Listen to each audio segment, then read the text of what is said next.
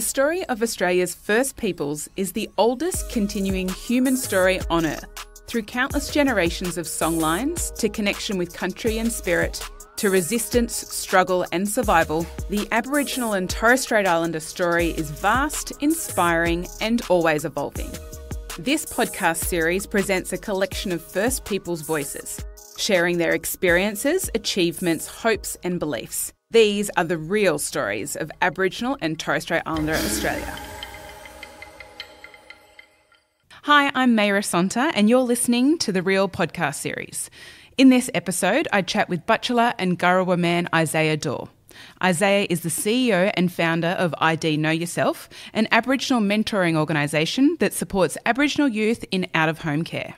Well, thank you very much for coming in to the studio, aka our office. We know you're very busy. You have a very important launch coming up next week. But we, as people know who've listened to the Real podcast so far, are just unearthing deadly talent stories of our mob who are achieving great things and really painting a picture of what Aboriginal and Torres Strait Islander people, particularly young people, are up to in Australia right now. And one of these great fans is Isaiah Dawe, who I'm going to get you to introduce yourself because I find it's always a lovely way to get to know someone and how you would like to introduce yourself to the world. So let our podcasters know a little bit about you. Yeah, so my name is Isaiah Dawe. I'm a Butchulla and Gawara saltwater Murray man. So Butchulla's of Fraser Island, Hervey Bay and Maryborough, Queensland. And Gawara is of the Northern Territory up near the Gulf of Carpentaria. And my skin name is Yakamari. That's how I sit within my community. And so I guess I have an older sister, Jasmine. I have a younger sister called Jola. And I also have another younger brother. Unfortunately, I haven't met him yet. But I guess as we continue on with the podcast, I guess you'll know why. Yep, and hear a little bit more about your story, which is very unique and powerful, and we wanted to talk to you because it's an important story to tell.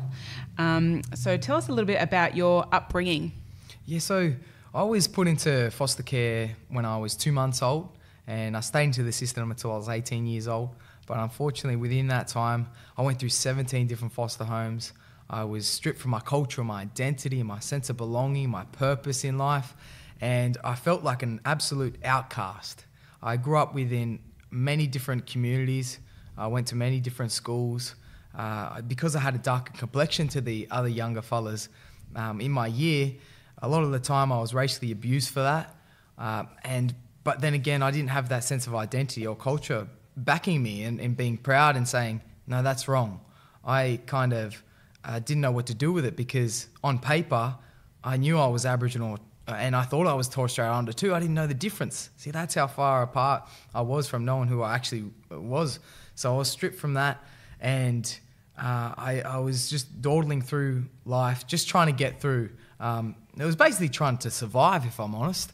So many of the times when I'd come home from school, I'd drop my bags down and the carer would get just inches away from my face and she'd say, Isaiah, you're a nobody. Nobody wants you. That's why you're in foster care, because your family abandoned you.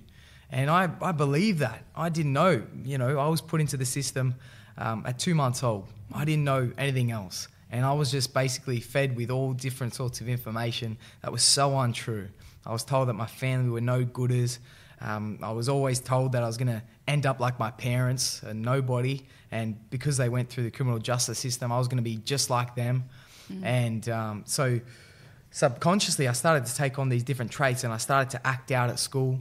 I had to repeat year 4 when I had to repeat year 4, and then eventually I had to see all my good friends that I made during those years in year 1 and onwards move on to high school. And so, yet again, I had to do reading recovery. I couldn't even read or write and spell my name. And I didn't have many friends in that new year. And so all the other younger fellas used to call me stupid and dumb. And so even on top of that, even more, I felt even more of an outcast. And then, as things at home weren't great, either as things at school weren't great, either was at home. And so a lot of the time I used to go down to this local park. It was literally just 100 metres away from where I lived. And it had a small, it was quite a small park, like no bigger than this room, and it had bark, monkey bars, slides, and that was basically it. And so I used to, and there was actually a field on the back of that park, and so I used to ask every afternoon to go to this park, just 100 metres away from where I lived, because I wanted to get away from the carer. I didn't want to be in her negative space. And to get away from that physical abuse that we used to suffer daily. And so I used to go down there and try and do well with myself. And because at that time I saw a role model. When I went to flashback to why I liked going down to this park, and eventually I started training for cross country and athletics. But the reason for that was because in the 2000 Olympics, I went to watch Kathy Freeman run her famous 200 metre race. And as I said, I grew up with all these struggles, and at that time I didn't really have many role models or people I could aspire to or be like. And so Kathy Freeman was someone else I saw as a huge role model, someone I could actually take on positive attributes from. And so I started doing this cross country and athletics and training down at this park, just 100 metres away from my place, in these makeshift brown Velcro shoes. And mind you, the little country town I grew up in partly was Yass, and that's not too far away from Canberra, in Ngunnawal country there. And I used to run around this oval, and my sister used to time me on an analog watch, not a digital, back in those days. And so I used to run around, and my sister go, "Oh, you got 8 minutes. You got to do better next time, Isaiah." I said, "Oh, whatever." And so we used to always support each other in little ways. And because I was taken from my family from a young age, I was fortunate to meet my younger sister when I was around 6, 7. But during foster care, I never met my older sister, and I never knew I had a younger brother.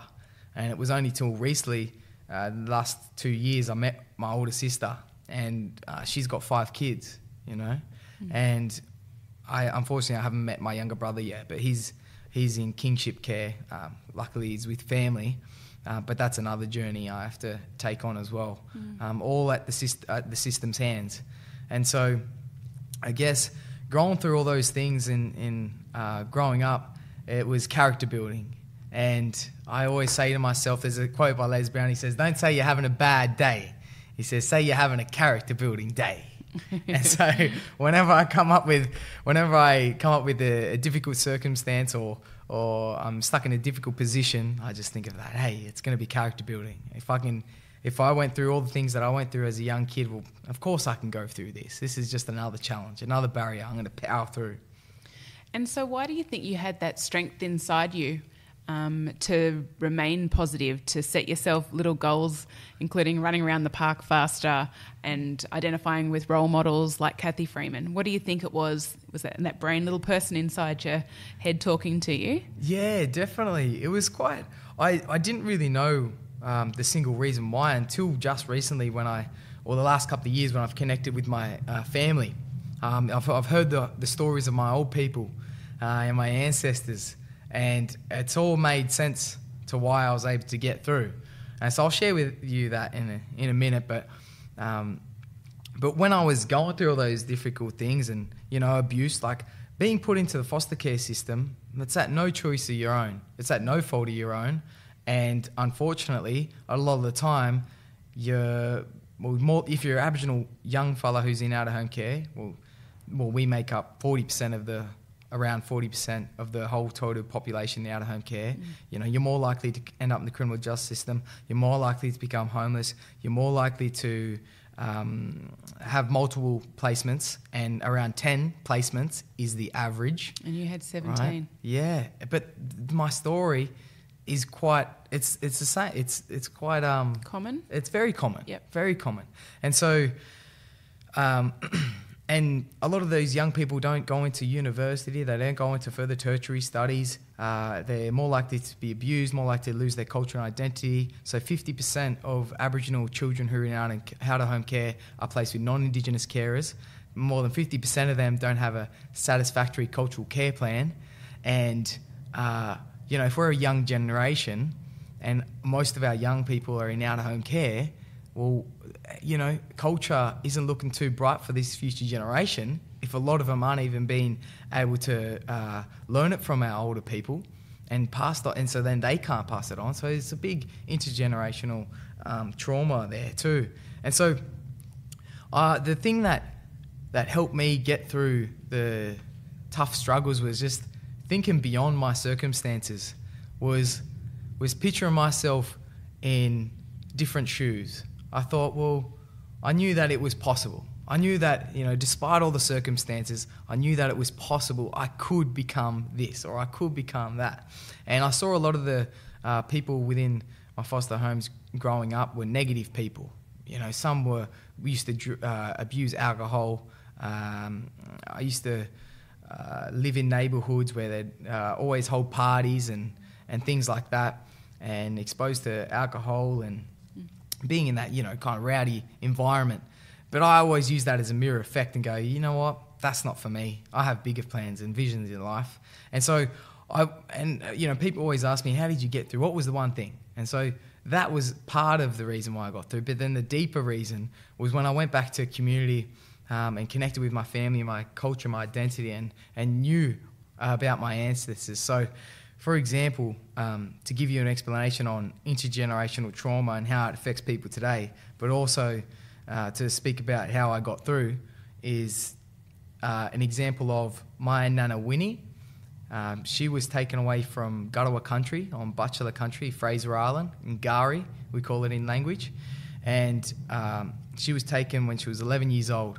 And so that was my great-grandmother. And my great-grandfather was taken, Papa Nimrob was taken from Gawara country. And so they were both taken when they were 11 years old, and they were taken to Cherbourg Mission. And that's where they grew up. And my Nana was telling me just, last time I was in Brisbane, Nana Aileen was telling me the stories of how her mum and dad, my great-grandfather and grandfather, used to be such community people.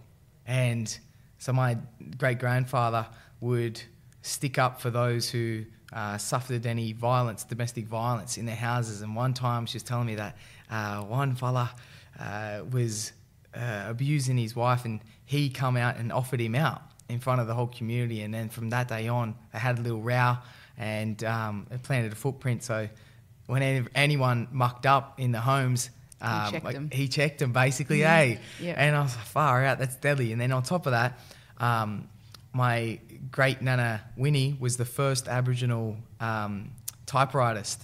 Oh, right. Yeah, at Cherbourg Mission, and she got a little photo there. So that was significant. But she used to help some of the less fortunate people, even though we had, they had 7 children of themselves, used to take in fellas who might have been homeless or stuff like that. Mm-hmm. And so they would also they would escape as well and make their way back home, and eventually they'd be caught. And so that was the same with my nanas and stuff like that. So hearing the stories of them coming over that adversity and still staying strong, and that it just flows through my blood. That's in my genes, to be resilient, and that's passed on to generation to generation.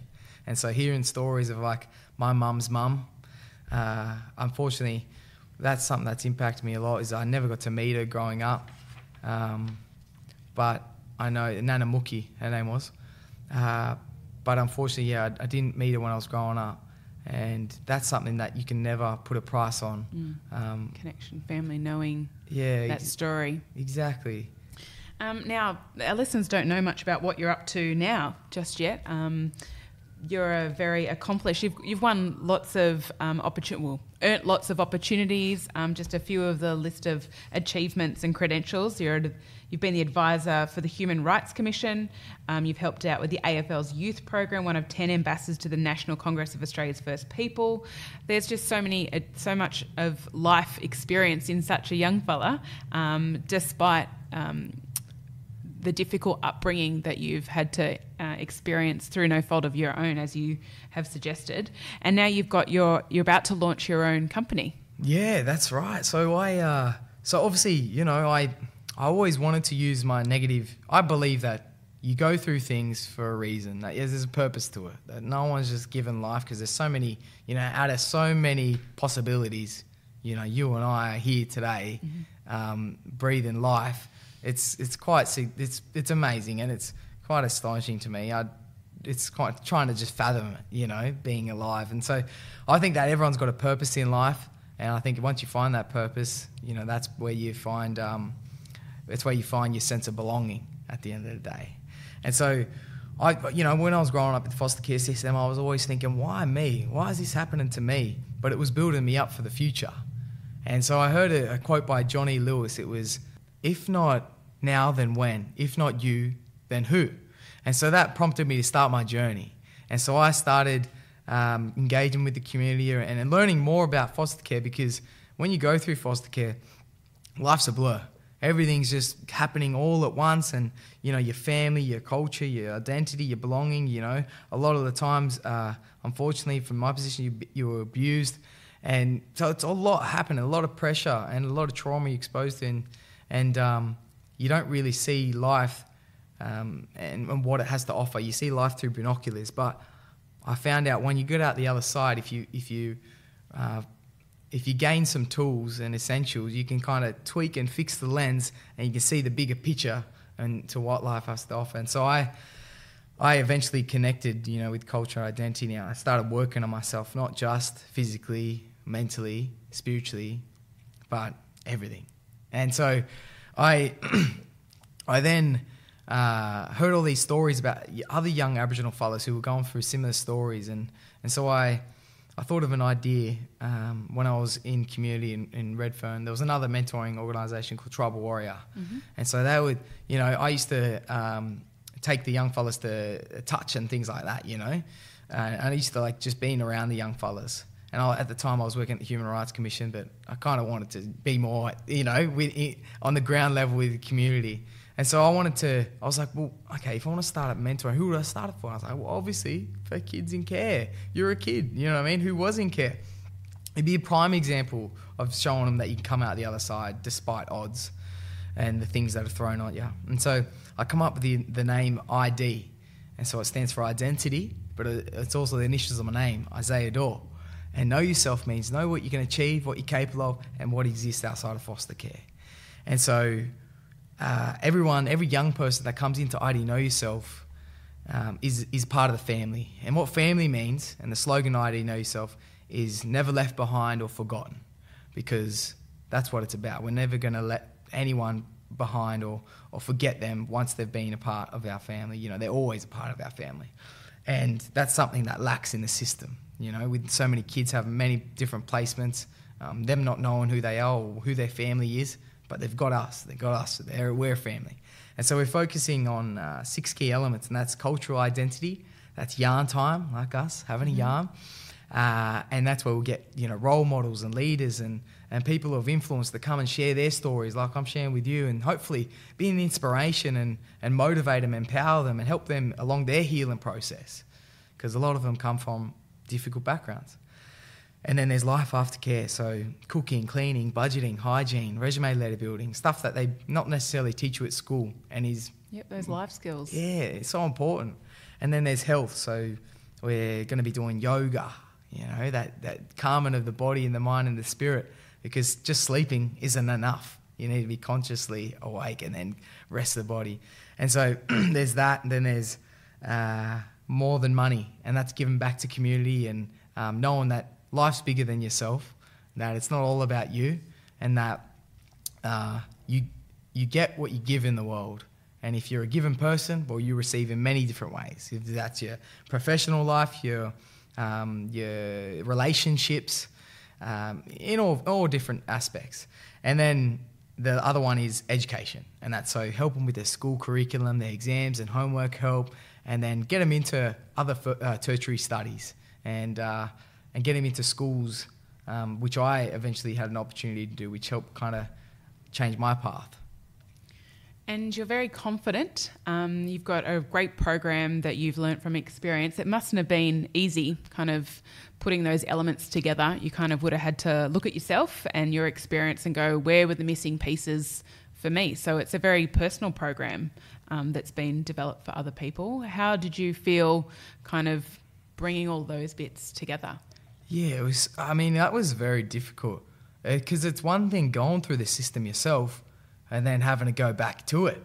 You know, it's kind of ironic, isn't it? It's like you grew up with all this system caused all this havoc and all this pain and all this suffering your whole 18 years of your life. And then as I was a 22-year-old, I then went back and was like, hey, help me do what you can't do, you know, of what you're not helping the other young people come out the other side. You're tarnishing their lives, you know, which should be the opposite. And so I then went back into it, and at first I wasn't going to go, but it was your relation, cousin? I know it was your Nana Millie, Auntie Millie. Yes, Auntie Millie. Yeah, so Auntie Millie, because after foster care, I was basically just shifting through people's homes and stuff, and eventually at one point in time, you know, she helped me out, and then she asked, she was going to introduce me to someone at Fax to help me, you know, get some rental assistance and stuff like that. And so that was my first kind of glimpse. I was so, you know, I had a meeting with him. I was very staunch, and I was like, in my head, I was like, I hate you guys, you know? Mm-hmm. And so I then kind of let loose and was accepting of the whole process. And I eventually got some, because you're entitled to some things after life, after care around, like, you know, helping with the bond and stuff like that, the essentials. And so I got that. And then from there, I kind of, felt more comfortable. And so I started to engage with him a bit more about the mentoring stuff that I wanted to do. And before I knew it, I was engaging with the directors and things like that. And then, after 2 years, it took me a whole 2 years to try and get this off the ground. And it's only just been the last couple of months that we've been funded. And so we're the first Aboriginal mentoring organisation. It's a not-for-profit to specifically support Aboriginal youth in out-of-home care. And so it's phenomenal. It's a huge thing. And so, we're having our official launch next Thursday at Government House, Sydney, with the Governor of New South Wales, who's David Hurley, who's soon to be the Governor-General of Australia. So it'll be one of his last events he does as Governor of New South Wales before he heads to Canberra.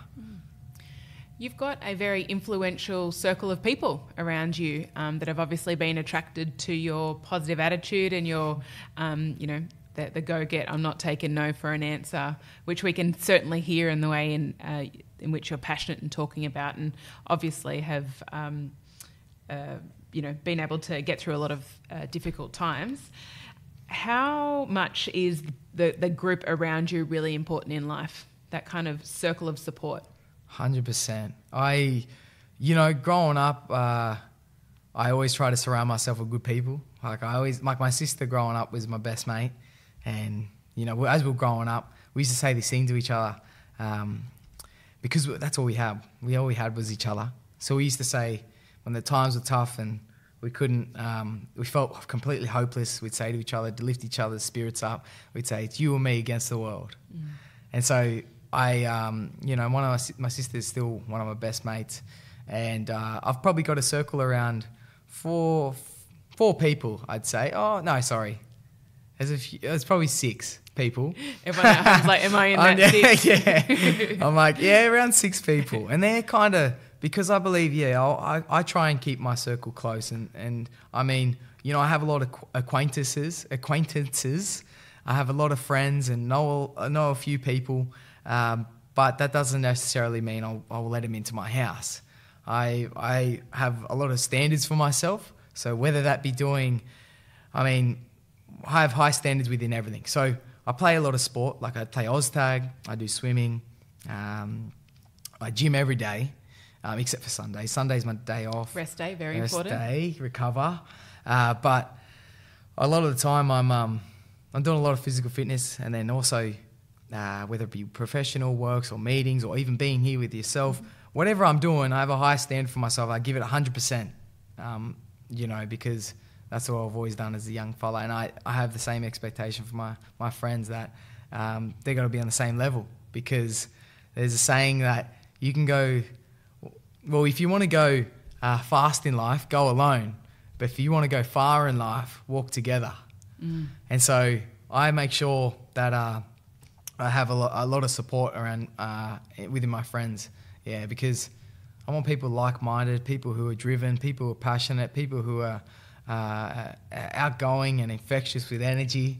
You know, some similar attributes. Otherwise, because some people, as Les Brown says, some people are just so negative that you take them to a dark room and they start to develop.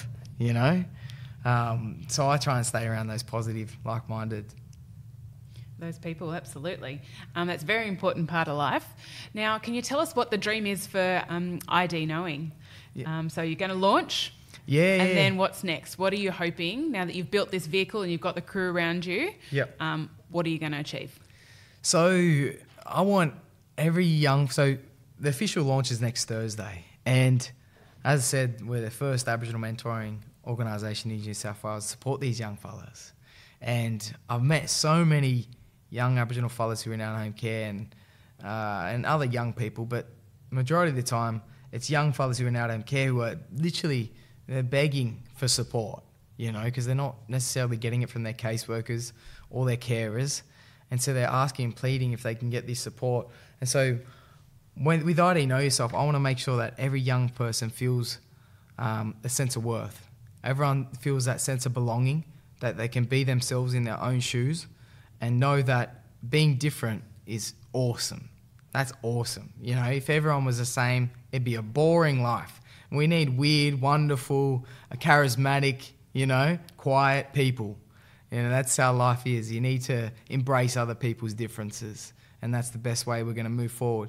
And so I want everyone to wake up every day feeling like they've got a sense of belonging, that they've got a purpose in their life, and that they can work in something every single day that they're passionate about.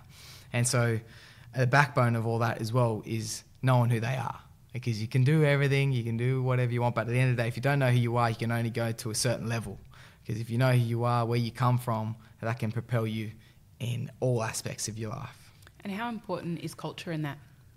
Culture is so important. So to give you an example, with my schedule these days, I do a lot of sport. I love it. And then also the time I'm meeting a lot of people. I do a lot of motivational speaking to different schools and different Aboriginal organisations and child protection, you know, to come and share my story and hopefully be an inspiration, motivation to the caseworkers and executives. So I've spoken at Victoria Child Protection, South Australia Child Protection, New South Wales Child Protection. I'm going up to Queensland Child Protection in July. And so it's important to have culture behind you, because with all that going on, you know, all that noise, in a sense, my uncle told me once before, he's the cultural man, Fred Leone, up in Butchulla country. And he said to me, I was like, look, young nephew, he said, if you take care of culture, culture will take care of you.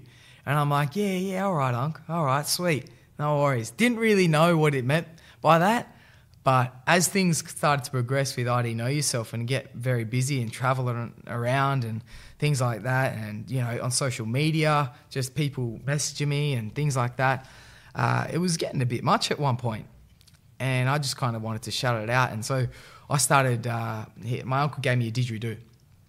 And I started playing, we call it wurruloo in our language in Gawara country. And so I started playing the wurruloo, and it's such a deadly didge too, eh? Like, I started playing it, and at first I was like like that, right? And, you know, my little sister laughing, cracking up, you know, Isaiah. And I was like, oh, yeah, I'll show you people, you know what I mean? And my nanas and stuff are like, nah, leave him, you're doing fine. Grandson, you keep going, you know? And I was like, all right, sweet. And it was funny as well when I first got that dish. So I was in Brisbane, and that's where a lot of my people live up in Zilmi there. And so we went and visited our nan and pop, who are in the nursing home there, and I walked in with the didge, and so and obviously it was an Aboriginal nursing home too, and so all these fellas we're all sitting down there, and they looked around and they saw me holding a didge, and the first thing they're like, play it. And next minute I had all these big audience and people wrapped around me, and mind you, I was going like this. I was, a bit guinea about it, and so I gave it a go, and I actually played all right.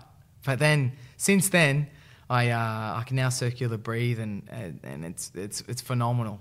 And so I do that. I play the didge, and also I paint.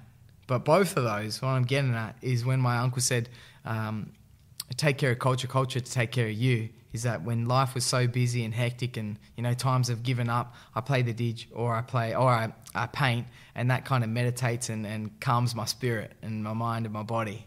And so that's the power of culture, and that gives me a real, you'd know yourself, it's it's this strength within inside you, knowing that it's the oldest living culture in the world, and that your ancestors have passed this down for you, and went through all sorts of different things to keep it alive. That's something special and significant, and something so rich that you can never put a price on. So it's so lovely that you connect other young men to culture and make sure that they're getting access to those sort of cultural practices at the same time. I remember when we did a story back in the day for Living Strong, I think it was, we went and did a story in WA about circular breathing and playing the didge, and pointed out the fact that breathing is kind of the same that you get when you're doing yoga. So it's just being focused on breathing at the same time. So everyone yoga's in these days, so everyone's doing yoga. Yeah. But it was good to kind of go, well, actually our ancestors were, practicing a form of yoga because of that breathing over time. So it's probably a little bit of that at the same time. That's so true. But you know what? Even through that as well, say I do the swimming, and that kind of helps expand your lungs, and it's all about keeping a certain breath, keeping calm, because if you know what I mean, you panic a little bit, you'll be like going up every second, but you're gonna kind of keep calm. Same with the didgeridoo. If you don't stay calm when you're doing it, you know what I mean, you'll stuff up your rhythm. And then yoga I'm getting into as well, like literally the last 4 weeks. It's amazing, different world. Very good. Loving hearing all of these self-care kind of pieces coming together. But I think you're onto a winner in terms of how you've packaged all of this up, and have no doubt that it's going to continue to help more of our kids who are, as we all know, in care at alarming numbers. And, there's lots of work that needs to be done. It's great that you're doing that work. So in delivering your program, talking to people, motivational speaking, etc., I'm sure you're having an impact on a lot of people. Have you heard any stories directly back on how you're affecting their lives? Yes, definitely. I've had a significant amount of people who have reached out. I've never met them before. They've just hit me up through Facebook, Instagram, through LinkedIn, and a lot of the time it's been Aboriginal fellas, and they've said, look, Isaiah, your story really resonates with me. I have gone through similar things as you, and it's so good to see someone who's come out so proud of themselves, despite the stuff that they were given to them as a young person. And I think it's why I love speaking and sharing my story, because obviously it's a hard thing to do. And I thought, well, if I can use this negative story for a positive impact in other people's lives, well, I'm going to do it, because I believe that it provides people hope, that the hope that the future is going to be better for our future generation. Because a lot of the people who have went through similar stories like mine, they want to seek opportunities on how they can help to make sure that it doesn't happen to anyone else. And so also on that time, like a lot of the time when I go to these schools, right, I picture the schools, and a lot of the young fellas, they're really rowdy when I get there, throwing aeroplanes and things like that, paper aeroplanes, kids sometimes swearing, and it's a bit noisy, but pretty much, I guess, after the first sentence, I do the acknowledgement to country usually, and when I do the acknowledgement to country, from then on, it's pretty much silent. And at the end of it, it's phenomenal at these schools where you come there, you think, oh, we've got a rowdy bunch today. I'm not sure if they can resonate it with it, but majority of the time it is. These young kids, I think when I share my story growing up within foster care and also struggling at school, and I didn't even have I didn't even complete and get an ATAR. You know, I completed a high school certificate, but I didn't get an ATAR. And a lot of the time, young people are coming out of their way to introduce themselves to me and just say, far out, Isaiah, your story really resonated with me. And I wish you the absolute best. And they're just so kind, generous, and I'm so thankful and blessed that I can actually impact these young people's lives. And I got told just the other week that it was all the independent schools, because I went to St. Greg's, right, in Campbelltown, and like Joey's and Scott's and all these other people's. It was all like the leaders, like the school captains and vice captains of the schools in one room. And from that, they had to put down their most significant leader, someone who's impacted their lives. And what a teacher just told me just recently, that my name was thrown around within that room with all those other fellas like Martin Luther King and all these other influential people, you know, well-known people. So, you know what I mean? Going home and hearing that is a huge blessing. Like, I would never have thought that I would be able to even, through my story, give people hope, but let alone that, you know, severely impact other people's lives and get paid for it too, you know. As a kid in care, I didn't have a voice. I was told that I was a liar, a repulsive liar, and when the things we told about the stuff that went on in those foster care placements, that we were just lying, you know. And now it's got to a point where my voice is recognised and that it's valued. So it's, you know, if I could share that with other young fellas who are going through out-of-home care, that your voice does mean something, well then I've done my best. And what advice would you give kind of the authorities who, you know, there's a broken system there and you're speaking to a lot of different services in multiple states? What change would you like to see? So for when I was growing up, and I see it a lot of the time, and I can't wait actually, because I've got this opportunity coming up later in the year, around, I think it's September, November, and it's at Luna Park, and it's a speaking engagement with family and community services in New South Wales, and it's a caseworkers conference. So over 2,000 people will be connected to that. And so there's around 1,000 something that will be there physically, and then the rest are electronically Skyped in. And so I'm going to be talking about my story and motivating those fellas there to do the best they can, because my advice to the government system is that they're letting the young people down, that the caseworkers are literally the biggest role models to those young kids. You know, when you're in the foster care system, you're considered a ward of the state, meaning you're under the protection of the government, you know. And so the minister is basically your parent. Do you know what I mean? And so the caseworkers are those fellas who should be the role models and inspiring and motivating and empowering these young people. But often the time they're given so many different caseloads and different young fellas, like, 10 different young fellas, and they're supposed to case manage all that and then also provide, specific amount of time and build that respect and rapport with them. But a lot of the time they're not. And they treat the carer as the client, when really the young fella should be the client. They're the ones who should be the priority, not the carer, not anyone else. The young fella, they have to be priority and they have to be listened to. Because if they're not listened to, then how could you ever know what they really need or what they want in life? Thank you very much for joining us on The Real. A really powerful insight into your experience, and thank you very much for sharing your story with such generosity and humour, and just the storytelling ability out of you is impressive. And I hope that we can touch base again in the future, and good luck with the launch and the continued program. Thank you so much. It's an absolute privilege to be here today. And thank you for taking the time. It's been an absolutely incredible yarn, I'd say. So thanks for having me on The Real.